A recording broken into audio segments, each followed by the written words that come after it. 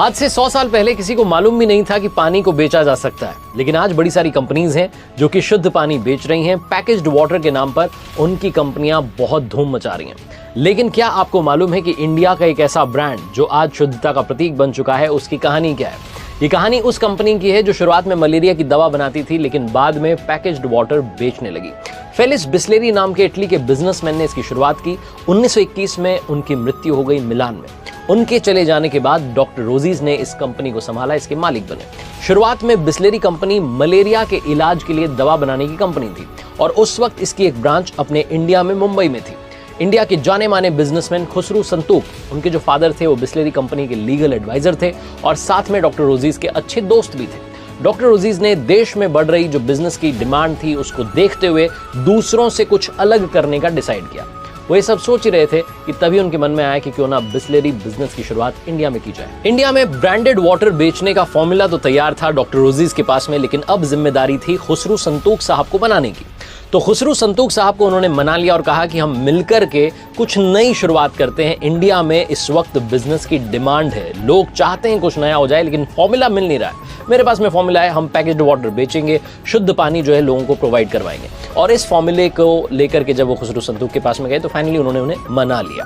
खुसरू संतूक तैयार थे water plant लगाने के लिए और शुरुआत करते हैं वो मुंबई के ठाणे क्षेत्र में बिस्लेरी वाटर प्लांट की 1965 में।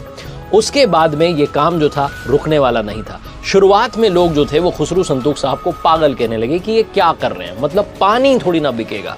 वो इसलिए ऐसा कह रहे थे क्योंकि इंडिया में जब इस कंपनी की शुरुआत हुई थी तो तब 1 रुपए में इसको बेचा जा रहा था बॉटल को, और 1 रुपया उस वक्त बहुत ज़्यादा अपनी कीमत रखता था और 1 रुपया देकर के पानी खरीदने वाले लोग बहुत कम थे।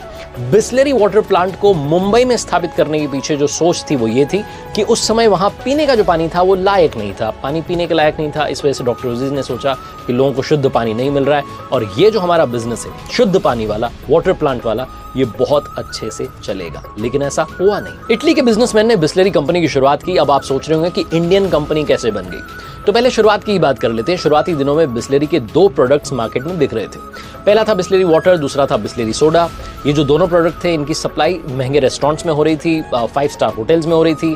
हालांकि धीरे धीरे आम पब्लिक को भी मिलने लगे थे, लेकिन जो डिमांड थी मार्केट में वो बिस्लेरी सोडा की ज्यादा थी। जिस वाटर प्लांट की शुरुआत की थी, जो पानी बेचना चाह रहे थे, वो बिक नहीं रहा था और खुसरू संतूक साहब को समझ में आ चुका था कि भैया ये धंधा जो है ज्यादा चलेगा नहीं। ऐसे में उन्होंने डिसाइड किया कि इसको बेच देते हैं। जहां बिस्लेरी के बिकने की बात आई तो ये बात जो थी मार्केट में फैल गई और पार्ले कंपनी के जो चौहान ब्रदर्स थे उन्हें मालूम चला कि बिस्लेरी बिकने के लिए तैयार है और पार्ले कंपनी के जो चौहान ब्रदर्स थे उनमें से एक रमेश चौहान जी ने 1969 में इस कंपनी को खरीद लिया। बिस्लेरी अब पार्ले के पास में आ चुकी थी और जब बिस्लेरी उन्होंने खरीदी तो इंडिया में उसके 5 स्टोर्स थे, 4 तो मुंबई में थे और 1 कोलकाता में था।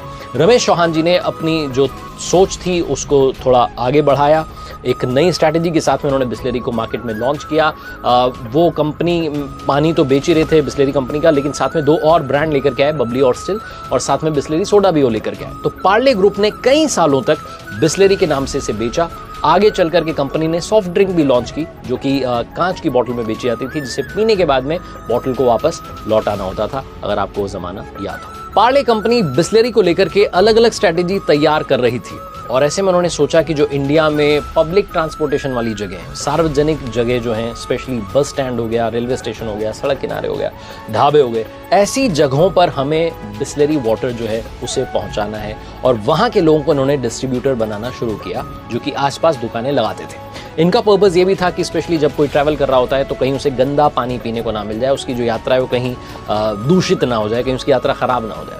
तो ऐसे में इन्होंने स्पेशली उन जगहों को टारगेट किया जहां इन्हें उम्मीद थी कि लोग पानी खरीदना शुरू करेंगे और जो इनकी स्ट्रैटेजी थी वो काम आई। कंपनी ने अपना जो ब्रांड प्रमोशन का तरीका था, जो पैकिंग थी, उसमें भी चेंजेस ये लेकर के आए और धीरे धीरे धीरे मार्केट में बिस्लेरी वाटर जो था वो बहुत ज्यादा पॉपुलर हो गया। 1970 से 1999 तक बिस्लेरी ने इंडियन मार्केट में अपना एक अलग ही झंडा बुलंद रखा, लेकिन कहते हैं ना वो कंपटीशन तो आ ही जाता है। 2000 में बेलेक्वाफिना और किनले जैसी कंपनीज आई और उन्होंने भी ये दावा किया कि वो शुद्ध पानी जो है भारतीय कंज्यूमर्स के लिए उपलब्ध करवा रही हैं और ऐसे में चैलेंज आया बिस्लेरी के सामने। अब उन्हें फिर से खुद को रीपोजिशन करना था, फिर से सोचना था, नई जो है स्ट्रैटेजी उसे लेकर के आनी थी। बिस्लेरी ने बॉटल के साइजेस में चेंज वो लेकर के आए, अलग अलग साइज़ की बॉटल्स उन्होंने मार्केट में उतारी और अपने जो एडवर्टीजमेंट का तरीका था उसको भी उन्होंने चेंज किया।